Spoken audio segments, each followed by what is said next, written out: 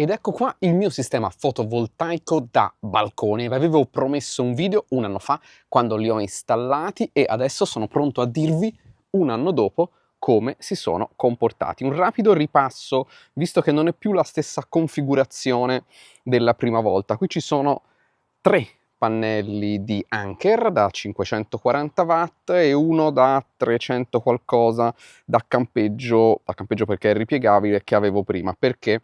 Perché non volevo occupare questo spazio con un quarto di questi pannelli, visto che io non potevo montarli davvero a balcone e che non ho un giardino. Per chi non avesse visto i capitoli precedenti, andateli però a vedere per avere il quadro completo. Questo è l'inverter Anker Solix SolarBank 2 Pro, dove in cascata sono state impilate altre 4 batterie. Sì, anche queste sono più di quando avevo fatto il video un anno fa, perché mi sono lasciato prendere un po' la mano e ne ho prese altre per riuscire a massimizzare l'utilizzo, e poi vi dirò se questa scelta ha avuto senso o meno. Spoiler, no. Questa, sempre per chi non avesse visto il video l'altra volta, è la presa fatta mettere apposta dall'elettricista, in questo caso perché possa stare anche all'esterno, e che va diretta al quadro elettrico come richiede la normativa. Per chi fosse completamente a digiuno, qui c'è anche, non riuscirò mai ad aprirla, qua sotto c'è anche una presa Sciuco che garantisce fino a 1 kW in uscita. Bentornati, quindi prima di partire con il raccontarvi come è andata in quest'anno, se mi sono trovato bene, quanto ho risparmiato, se ha senso, se ho avuto problemi, se ci sono stati aggiornamenti, vi racconterò tutto. Vi dico 2 cose. La prima è quella di supportarci, perché il nostro lavoro ovviamente richiede un certo sforzo e vi saremo grati se vorrete iscrivervi al canale, attivare la campanella delle notifiche e anche darci hype, che si fa da mobile scorrendo lateralmente il blocco dei commenti e premendo sul tasto hype nei primi 2 giorni dalla pubblicazione del video. Ci aiuterà moltissimo a crescere. L'altra cosa è un rapidissimo ripasso per chi proprio non avesse voglia di andare a vedere il video di un anno fa. Lo trovate comunque in descrizione nel nostro canale YouTube. Secondo me dovreste vederlo per avere una piena comprensione di questo video, ma vi racconto 2 paio di principi, diciamo, del fotovoltaico da balcone. Intanto il fotovoltaico da balcone si chiama così, ma non deve per forza stare su un balcone, lo avete visto, il mio non è affatto su un balcone. Si chiama fotovoltaico da balcone perché la normativa permette di installarlo all'esterno del proprio balcone senza particolari permessi, senza particolari richieste, senza bisogno di troppa burocrazia, anche se un processo burocratico, come vi ho fatto vedere nel primo video, c'è. Vi posso dire che quando ho fatto il video ancora non mi avevano dato l'ok definitivo, che avevano approvato tutti i miei documenti, perché ci hanno messo dei mesi, ma poi lo hanno fatto, quindi da questo punto di vista vi posso garantire che quello che vi raccontavo è esattamente come doveva essere. Quello che è necessario è che ovviamente quello che comprate sia a norma, abbia una certificazione CE e venga certificata l'installazione corretta da parte di un elettricista, quindi un minimo di burocrazia c'è per forza, anche perché vi serve una presa dedicata dove attaccare questo sistema, come vi ho fatto vedere, che vada direttamente a un interruttore all'interno del vostro quadro, cosa che verosimilmente non avrete probabilmente già pronto in casa. Per il resto però appunto non vi serve altro, l'installazione è facile, potete farvela veramente anche da soli, anche sul balcone, se avete la giusta manualità ovviamente, ed è un sistema che poi va subito, senza modifiche al vostro impianto elettrico, al netto della necessità di questa presa, a dare elettricità alla casa, semplicemente collegando la presa, l'asciugo, l'avete vista, a questa presa dedicata, che invece di dare energia riceverà energia dall'inverter che avete collegato. È di una semplicità disarmante. Il vantaggio nello specifico di questo sistema Anker Solix è di avere un smart meter installato nel quadro. Io, tra le altre cose, l'ho spostato perché ho acquistato un'auto elettrica che però non era collegata a quel quadro che avevo in casa, ma a uno più avanti, più vicino diciamo al contatore, quindi ho dovuto spostare lo smart meter per monitorare anche quei consumi lì. Non era obbligatorio ovviamente per il funzionamento, ma almeno avevo un quadro completo. Lo smart meter quello che fa è capire quanta energia sta consumando casa vostra e dare la stessa energia a casa vostra grazie al fotovoltaico se c'è abbastanza sole o alle batterie se sono abbastanza piene. questo per un massimo di 800 watt, e questa è la grossa, diciamo anche molto grossa, limitazione del fotovoltaico da balcone, ovvero che potete produrre e immagazzinare tutta l'elettricità che volete, ma poi in casa ne può essere immessa solo 800 watt. Se quello che vi sto raccontando vi sembra arabo, dopo risponderò proprio alla domanda: ma in un anno di utilizzo, che cosa sei riuscito a coprire come tipologia di utilizzo con un fotovoltaico da balcone? Se volete sapere nello specifico come mi sono trovato con Anker Solix, vi dico che qui vi darò qualche risposta, ma il grosso delle risposte sta nella recensione completa. Questo video qui vuole essere il più generico possibile. Io vi anticipo che mi sono trovato molto bene con Anker Solix, ma vuole poter rispondere un po' in generale a quali sono le possibilità e i limiti di un sistema del genere, di un fotovoltaico da balcone. La prima domanda che mi è venuta in mente a cui rispondere è: ma come si comporta nelle diverse stagioni? Perché quando l'ho recensito era estate e infatti avevo fatto una stima di quello che avrebbe potuto essere durante l'anno, studiando un po' come funzionano questi sistemi, però non l'avevo ancora provato un anno intero. Ebbene, la differenza fra il mese peggiore e il mese migliore è gigantesca, come chiunque ha già un impianto fotovoltaico sappia. Nell'applicazione posso premere su mese e posso andare oppure anche su anno, e posso vedere come il mese che ha generato più energia nel mio caso è stato giugno, con 258 kWh di energia generata dal sole. Gennaio erano 32, ma se vado indietro abbiamo addirittura un dicembre che sono 20 kWh, quindi sostanzialmente la differenza fra dicembre, il minimo, e il giugno, che è il massimo, è un 12 per. La cosa importante che voglio che vi portiate a casa è che l'esposizione è fondamentale e fa tutta la differenza del mondo. Questo è un video ovviamente per chi si approccia la prima volta a un fotovoltaico, chi lo ha già sono banalità, ma l'esposizione è fondamentale. La mia esposizione è, diciamo, abbastanza buona, nel senso che la casa non è esposta bene, ma sono riuscito comunque a girare i pannelli al contrario. Quello che succede è che in autunno e in inverno è la casa stessa per buona parte della giornata a fare ombra a questi pannelli, che oltre al rendimento molto basso per l'inclinazione del sole, per le ore di luce, eccetera, eccetera, si aggiunge anche questo fattore ombra, che ovviamente è fondamentale.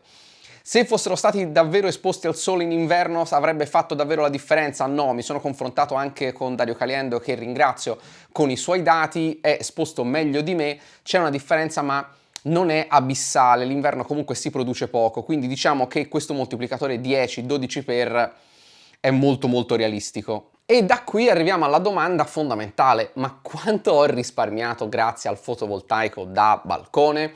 Allora, il fotovoltaico da balcone nella mia configurazione, quindi con 3 pannelli e mezzo, un 3540 e un 300 watt circa, sono riuscito a generare un massimo di 10 kWh al giorno. Durante l'estate avete visto, anche nei giorni peggiori comunque ho prodotto 6, 7, 8 kWh, che non è veramente male, drasticamente meno, come vi ho risposto prima, nell'inverno. Sommando tutte queste informazioni, io nello specifico con una tariffa di circa 25 centesimi al kilowattora, e se voi andate a vedere la vostra bolletta, se il costo dell'energia è questo, sappiate che in realtà spendete di più. Io in questi 25 kWh ho incluso anche tutte le altre spese fisse e variabili, il che vuol dire che è quello che davvero pagate al kilowattora, e quindi questo vuol dire che la mia è una buona tariffa. Se la vostra tariffa è meno buona, starete spendendo probabilmente più di 25 centesimi al kilowattora e quindi il risparmio ovviamente è maggiore.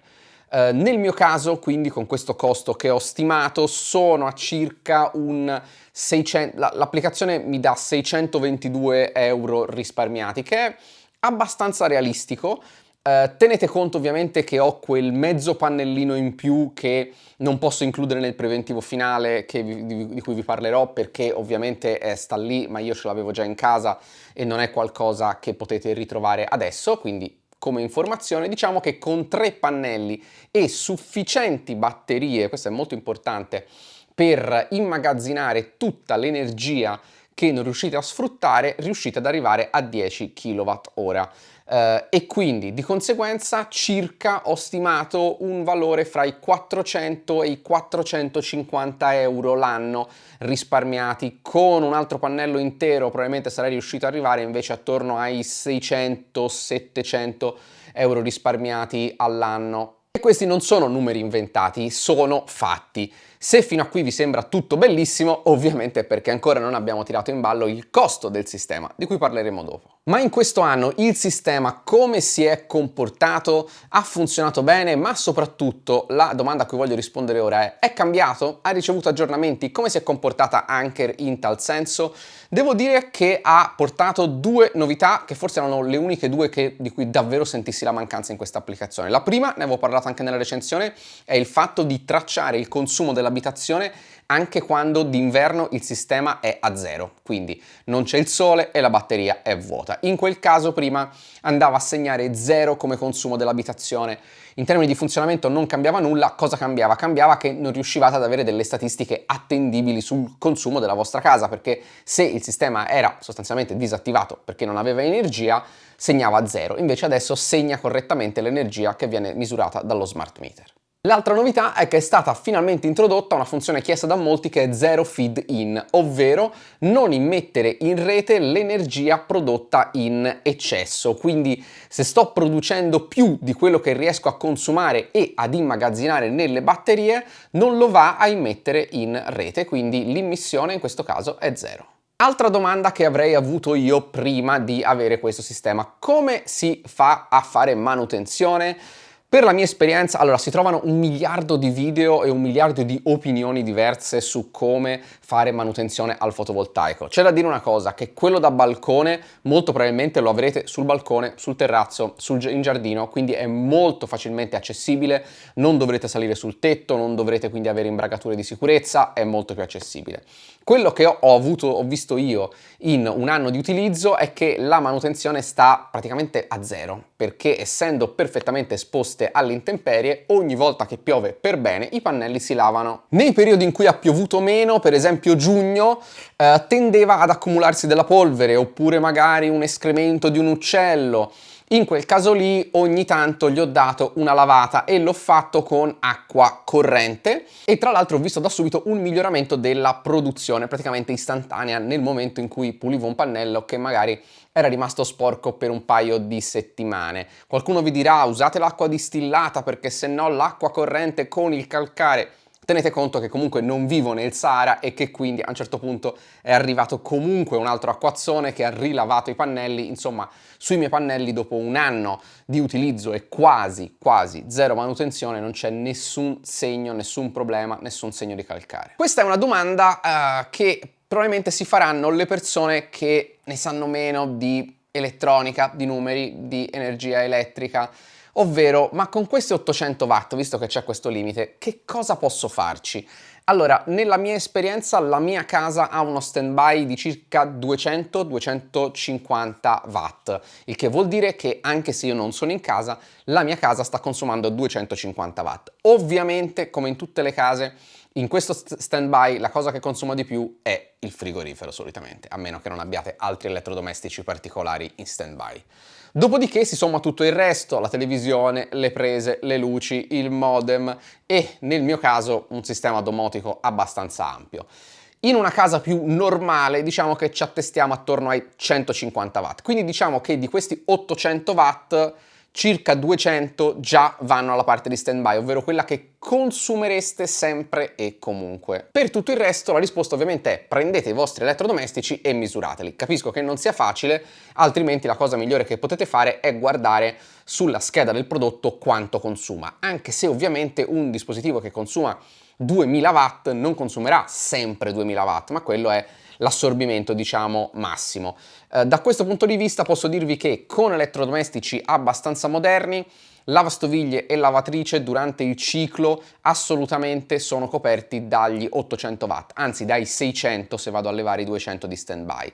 Non nella fase iniziale e finale, per esempio della lavatrice, non in certi momenti del lavaggio in cui comunque ci sono dei picchi che sforano gli 800 watt, però diciamo in un ciclo che dura 2 ore e mezzo, che sia di lavastoviglie che sia di lavatrice, quasi la totalità del tempo riuscivano a stare sotto gli 800 watt totali.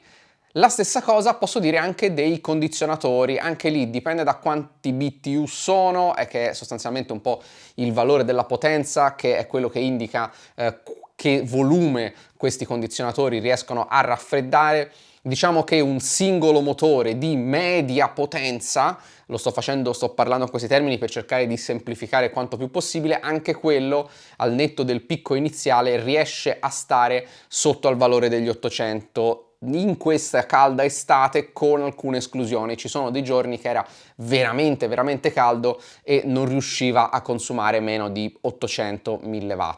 Che vuol dire che nel mio caso, in cui il frigorifero non consuma poco, in cui ho tanti dispositivi domotici, in cui sono spesso a casa, in cui faccio molte lavastoviglie, un grosso utilizzo del forno, un grosso utilizzo dei fornelli a induzione, ma anche tante lavatrici e adesso anche una macchina elettrica, sono pochi i momenti in cui si ha la soddisfazione di vedere che il sistema di Anker sta coprendo l'intero fabbisogno del momento della casa, se sono in casa. Se sono fuori ovviamente non ci sono problemi. E qui parte un po' il mio ragionamento su che senso ha questo sistema di fotovoltaico, e vi dico che bisogna un pochino adattarsi, bisogna studiare abbastanza il tipo di utilizzo che si fa dei propri elettrodomestici. Se vi sentite degli utenti che fanno largo uso dell'elettricità, è possibile che questo sistema potrebbe non soddisfarvi, però dipende molto anche da come lo usate e in che fasce orarie.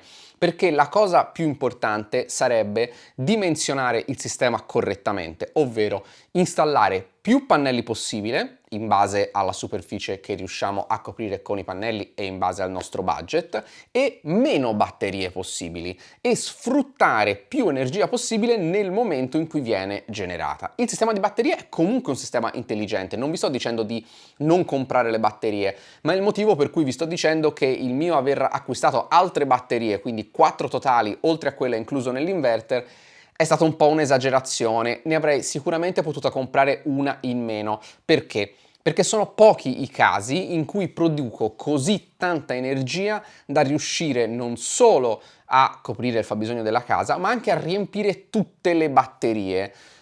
Cosa succede? Succede che se la casa non ha ulteriore fabbisogno, c'è il sole e le batterie a quel punto arrivano al 100%, non produce più energia, e quindi ovviamente lì si sta sprecando quella possibile energia che avremmo potuto generare, ed è per questo che io ho detto no, compro un'altra batteria. Ma le batterie non sono economiche, sono diciamo la parte più costosa di questo tipo di sistema, e quindi secondo me vanno introdotte nel sistema, sì, ma con parsimonia, bilanciate bene, cercando di bilanciarle in modo che possano riempirsi il più possibile, ma anche il più spesso possibile, non come nel mio caso che si riempiono al 100% pochissime volte, in pochissimi casi, in pochissimi giorni. Altrimenti una batteria o più sono state comprate quasi inutilmente. Stavo montando il video e mi sono reso conto di una considerazione che non ho detto, che è fondamentale per tutto il mio ragionamento, che il fotovoltaico da balcone in tutto questo, a prescindere da quello che vi dirò, va preso in considerazione se economicamente o per un'altra ragione non potete mettere un fotovoltaico vero, che ovviamente è una soluzione migliore, più completa e che va bene per praticamente qualsiasi caso d'uso quando lo si va ad adattare al proprio fabbisogno. Ok, siete arrivati fino a qui, io vi ringrazio. Adesso parliamo delle conclusioni, pro e contro di questo sistema. Lo ricomprerei? Allora, sì, lo ricomprerei perché anche sono appassionato dalla tecnologia e mi affascina moltissimo l'idea di poter alimentare i miei dispositivi elettronici non pagando la corrente, ma ricevendola gratuitamente dal sole. Questo cosa vuol dire? Vuol dire che io sono un certo tipo di utente, faccio largo utilizzo dell'elettricità e sono anche abbastanza propenso magari a spendere per sperimentare. Lo consiglierei però a chiunque come sistema per ammortizzare le proprie spese, sì, ma soltanto dopo aver studiato due cose. Uno, l'esposizione e quindi capire quanti pannelli si possono montare e quanta energia possono generare, e due, e questa, vabbè, la prima era una considerazione abbastanza banale, la seconda è studiare in modo abbastanza preciso come si utilizza l'energia in casa propria. Perché se per esempio volete comprare poche batterie, ma l'energia la usate tutta la sera quando il sole è già andato via, questo è un sistema che vi costringerebbe a comprare tante batterie e ad alzare molto il costo del sistema per poi riuscire a usare l'energia che non avete usato durante il giorno tutta di notte. Quindi ovviamente in quel caso capite che si sbilancia, funzionerebbe se usate tutta l'energia della batteria e svuotate tutta la batteria ogni notte in modo che il giorno dopo riuscirete di nuovo a riempirle totalmente, ma non partendo dal 60%, da zero, quindi rimagazzinando tutta l'energia e massimizzando la produzione. Ok, ma quanto costa questo sistema? Potete andare a vedere il video appunto di un anno fa, faccio un rapidissimo riepilogo. Un sistema come quello mio ha un costo di circa 4.000 euro, Anker Solix 2 Pro. Se andiamo a levare qualche batteria o magari un pannello, riusciamo a scendere anche molto e ci aggiriamo fra i 2.000 quindi e i 4.000 euro, questo è il range che io terrei a mente, e quindi questo diciamo è il prezzo.